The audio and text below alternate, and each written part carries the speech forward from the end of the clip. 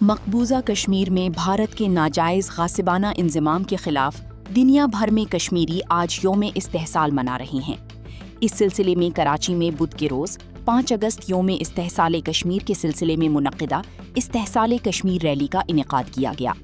Rally کا آغاز Peoples secretariat Karachi سے صبح 9 بجے 1 منٹ کی خاموشی کے بعد شروع ہوا اور مزار قائد پر اس کا اختتام ہوا۔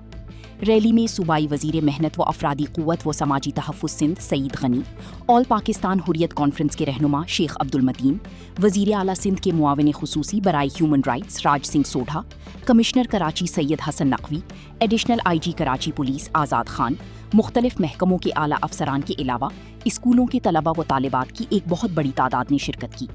اس موقع پر خطاب کرتے ہوئے سعید غنی کا کہنا تھا کہ صوبائی وزیر محنت و افرادی قوت و سماجی تحفظ سندھ سعید غنی نے کہا ہے کہ 5 اگست 2019 کو مودی کی دہشت گرد حکومت نے بھارتی آئین میں ترامیم کر کے کشمیریوں کی خود مختار ریاست پر شب و خون مارا اور اس کی ڈیموگرافی کو تبدیل کر کے مسلمانوں کی اکثریت والے علاقوں کو اقلیت میں تبدیل کرنے کی سازش کی۔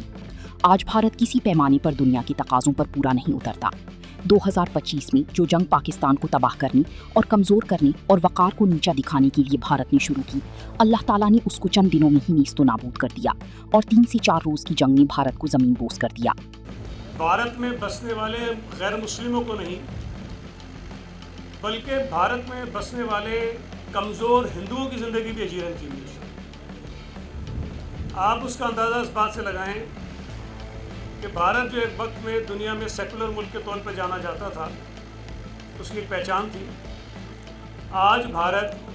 کسی طور پر کسی پیمانے کے تحت دنیا میں جو تقاضے ہیں ایک سیکولر ملک کے اس کو پورا نہیں اترتا۔